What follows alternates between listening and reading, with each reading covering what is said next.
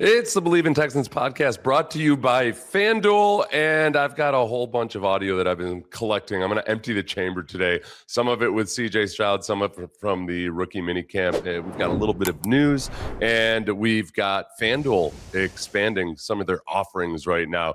Win totals for the season, the actual game versus with the Rams versus the 49ers. And then we also have the Texans, the leaked information about the Texans playing in London in week 6 against the Jaguars. Don't worry, that's an away game for the Texans. It's just much, much further away than the Florida coast this time. It's up in the old UK.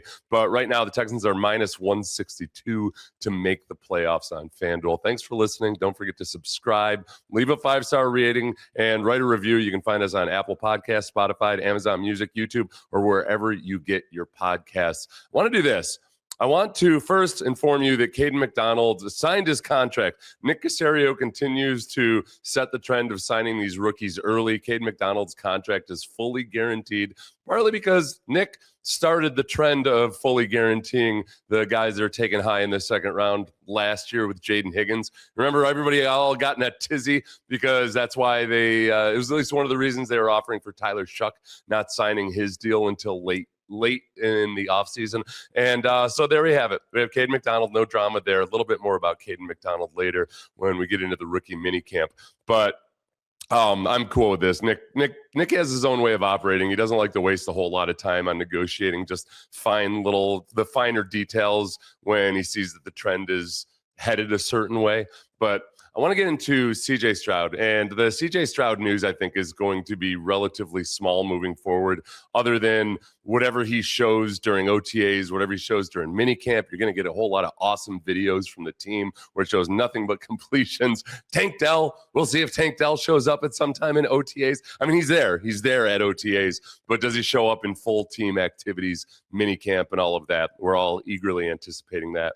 But Ben Solak had a little clip that got a lot of traction the other day. So Ben Solak of ESPN put some kind of perspective on CJ Stroud and what his challenges have been in these first 3 years. And they echo a lot of the things that I've been talking about, other people in Houston have been talking about, as I try like hell to be as objective as possible and not getting too high or too low, but just right there, Mr. Objective, calm-headed, level-headed, calm-hearted Seth about CJ Stroud. Here's Ben Solak talking about some of the challenges CJ's had. Since CJ Stroud got drafted, the Texans are 31st in rushing success rate and 31st in EPA per rush. Only the Raiders are worse. To me, that is the CJ Stroud stat, far more than the Davis Mills went 3-0, the turnovers in the playoffs. It's the fact that Stroud cannot throw in manageable down and distances, and the Texans cannot manipulate defensive personnel because they can't run the football. The hardest environment for a quarterback to throw the football is on 3rd and long, right? Defense knows a pass is coming, the ball's in their court.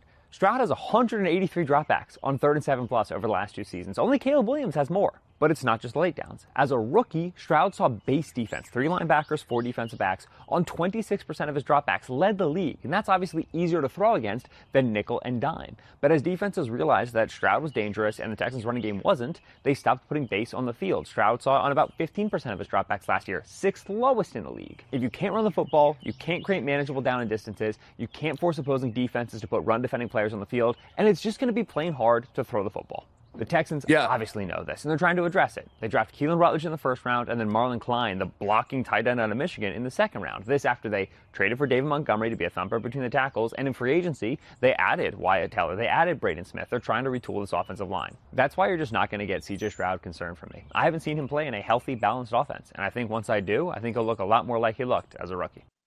Okay, so as I try to be as objective as possible, go to some of the QB metrics, and I've cited this several times, but just by way of reference, none of these stats are perfect. You know, there is no one stat that really tells you a quarterback's true worth. But you look at last year and you try really hard to close your eyes and forget about the postseason.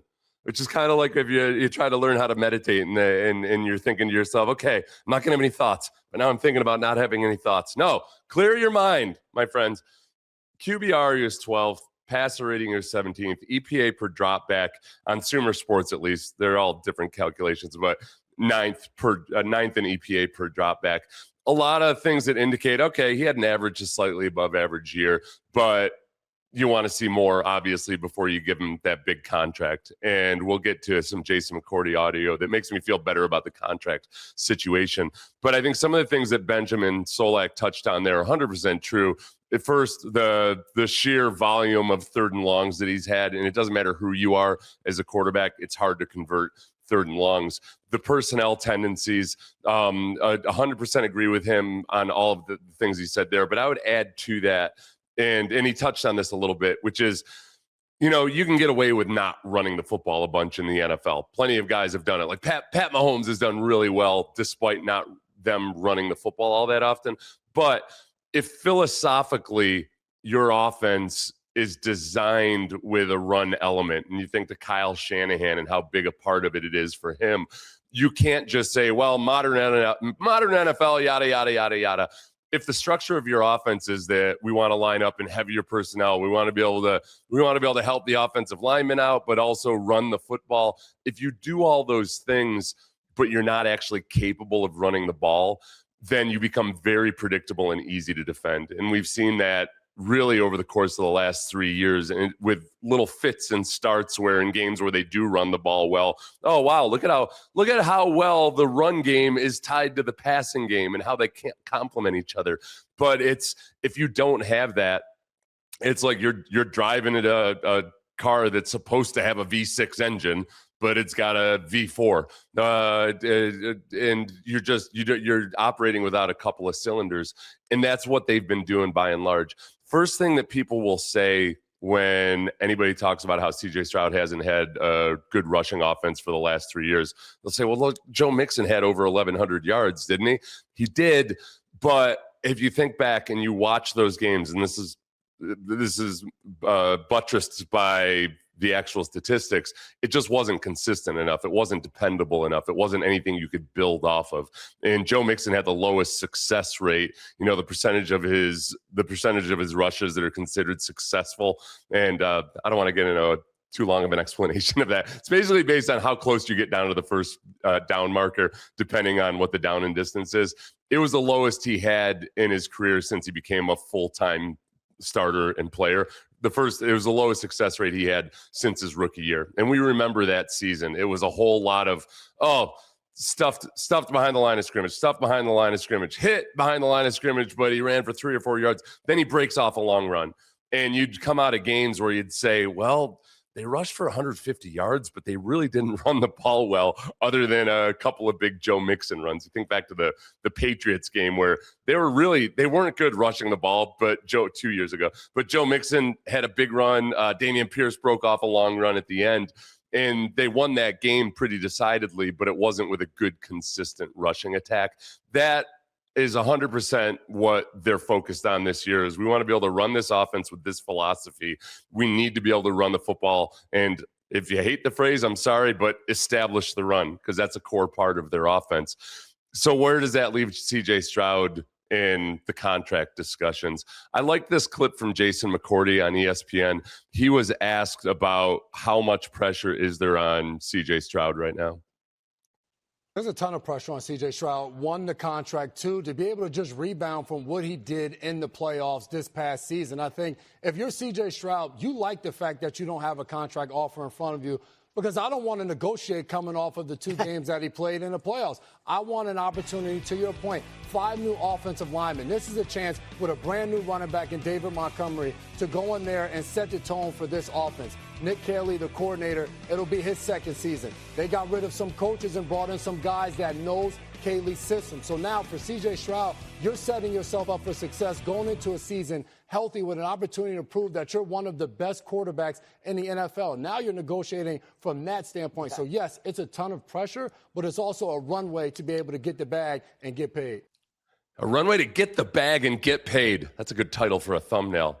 A runway to get the bag. I'm glad he brought up the coaching changes. I think the biggest and most notable one was having Jerry Shaflinski be the quarterback's coach and has familiarity with everything that Nick Caley wants to do. Yeah, I think there's more alignment perhaps now, way more than there was when Nick Caley was in there. And, Nick Caley, and for one, or excuse me, not Nick Caley, when dang it, Bobby Slowick. When Bobby Slowick was in there, Bobby Slowick and Chris Strausser, the offensive line coach, I'm not sure they were ever in full alignment in exactly the way they should be running the ball. They wanted to run the ball, all of those things.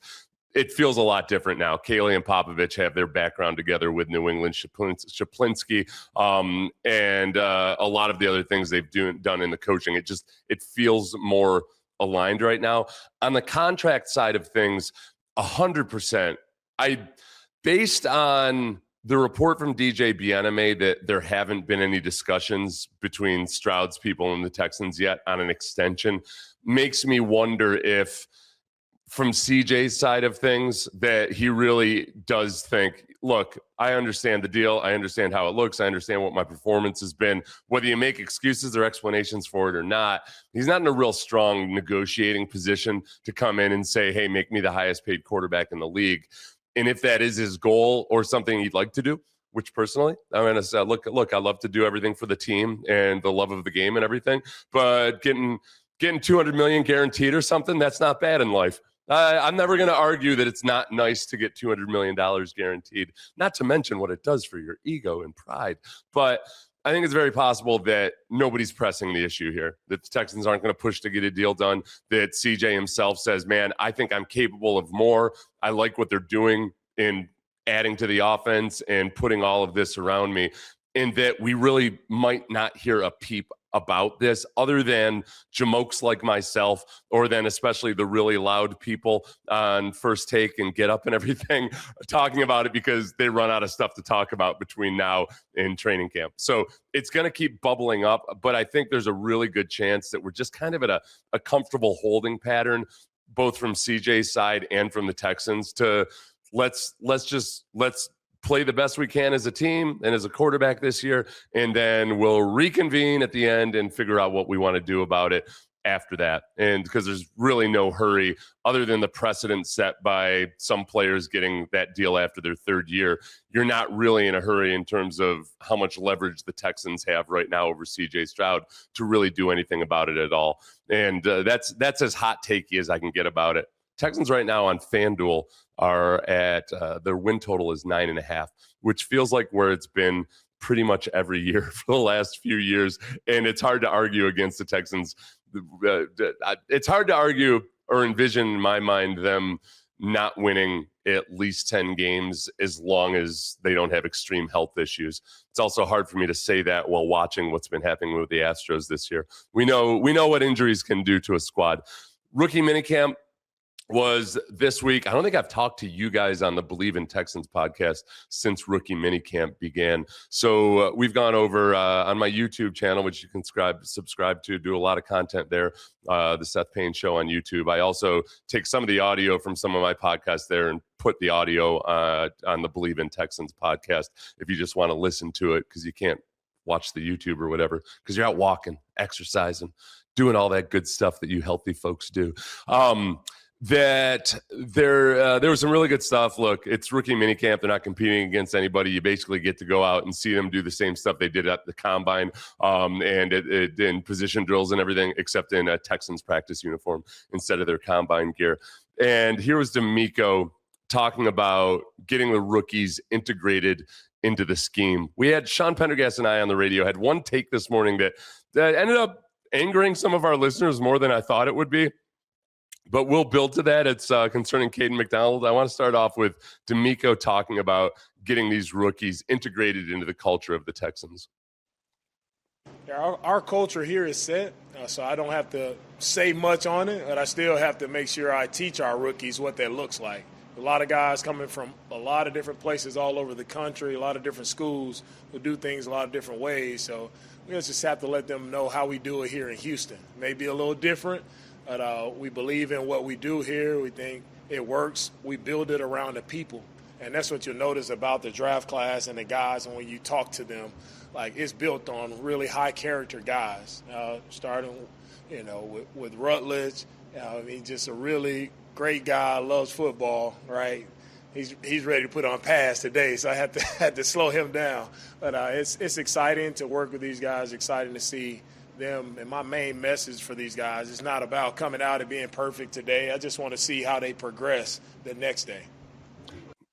Yeah, and look, I think they've done a great job of drafting guys, especially in these last couple of years of DeMeco and Caserio identifying their type of guy and what they want out of them. And I think that, look, just based on the reported energy levels at rookie minicamp, it's you got to be a real bum to look bad in rookie minicamp when you're not actually competing against anybody. You'd have to be a real jerk.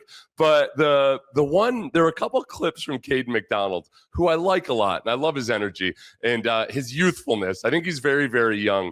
But they asked him, hey, what are your individual goals for this year?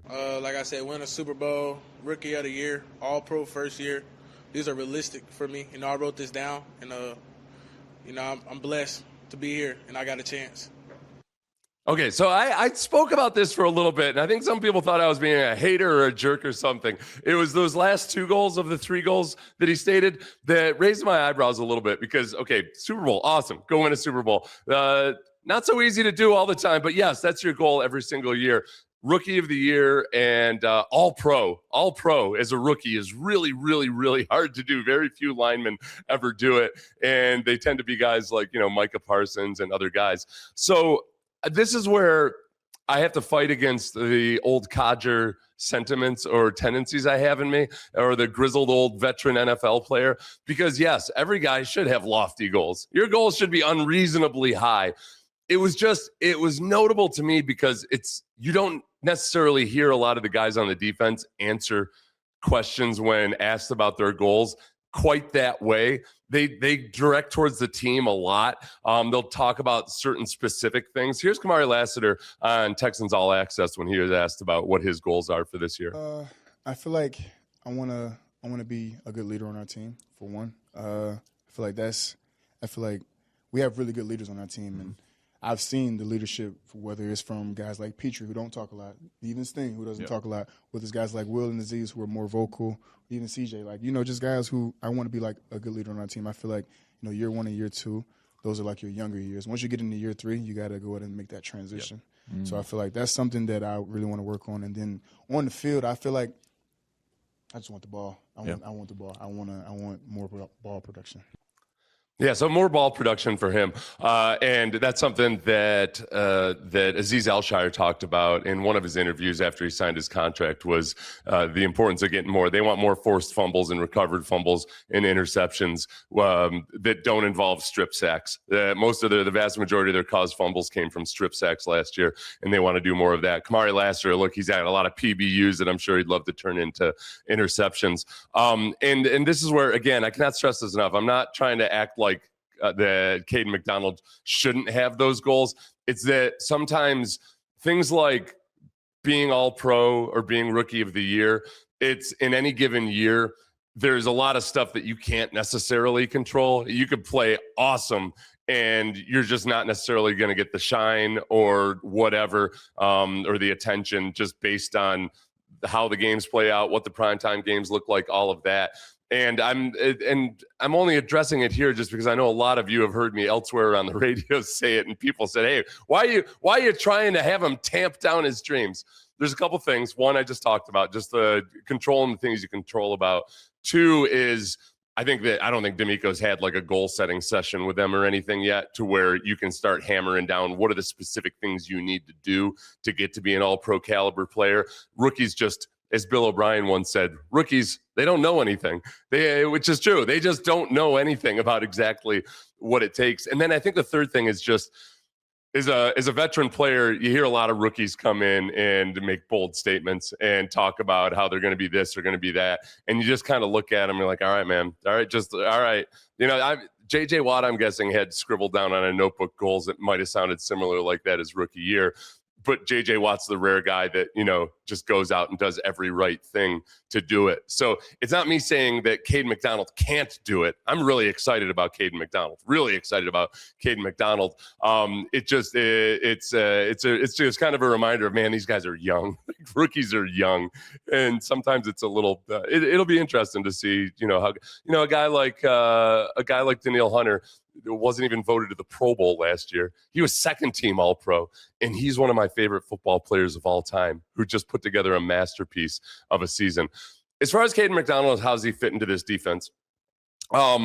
I know a lot of people have concerns about just whether they're going to have to tweak the defense at all. I've had a few people ask me, "Hey, he seems like a old school nose tackle. Are they going to have to start shifting around their fronts, not playing with wide 9 defensive ends?"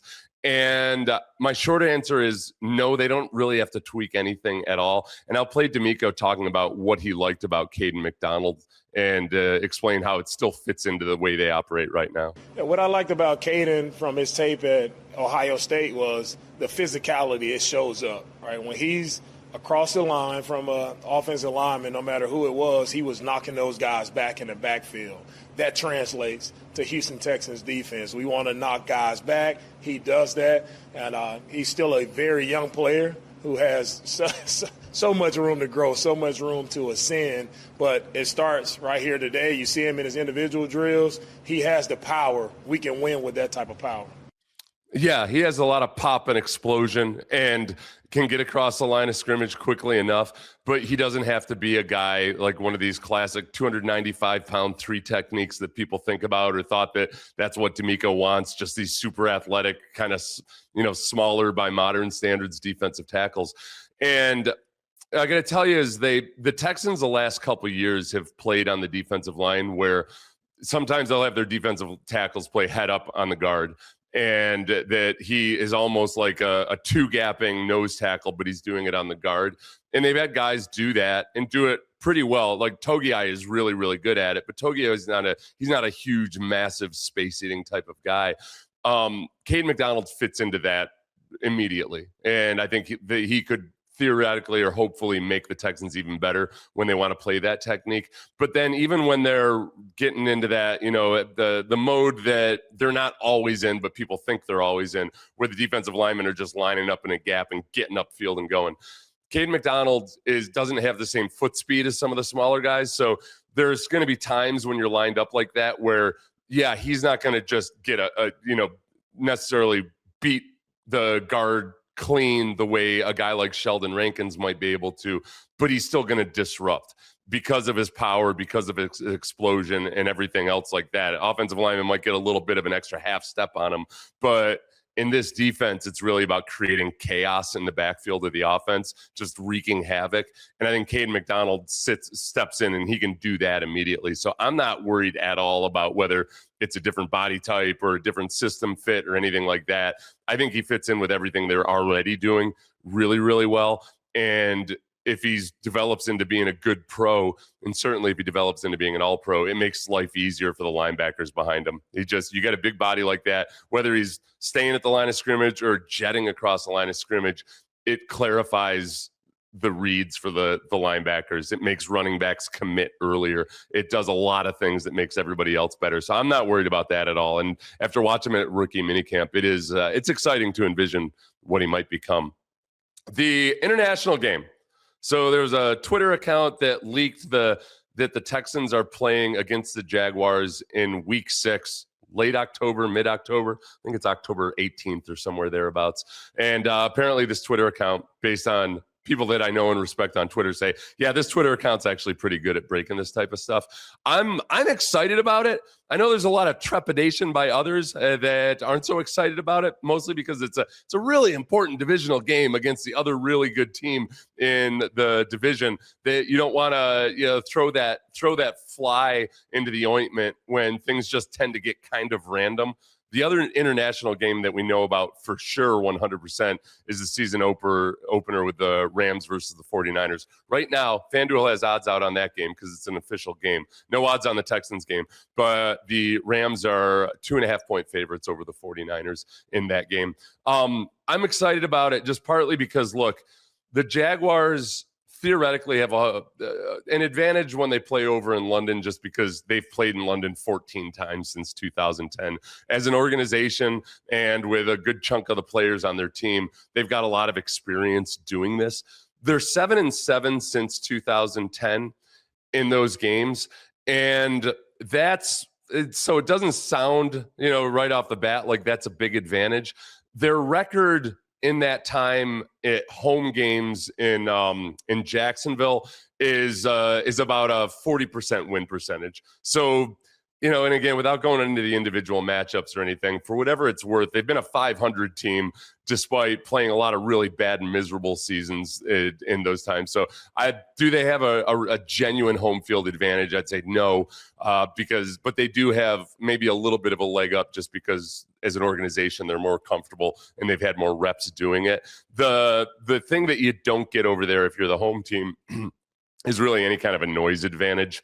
It's a really multiple crowd in terms of fan allegiances. People from all over Europe go to those games in London and in Munich, and you're going to see you'll see Texans jerseys, you'll see Jaguars jerseys, you'll see Cowboys jerseys. You're going to see random teams because there's a lot of people that just want to see NFL football in person without having to travel all the way across the pond. So I'm excited about it. The matchup is the matchup. We'll get into that later on, but if it does end up being one of those slogs that tend to occur over there in London, maybe if weather's an issue, the re-emphasis on the running game this year and all the guys that they've added makes me feel better about their chances to win a low-scoring game over there if it's that classically boring game that for whatever reason, we choose to export our worst version of football to the good people of Europe, and they keep eating it up. So God bless them, because we don't play a lot of really good football over there.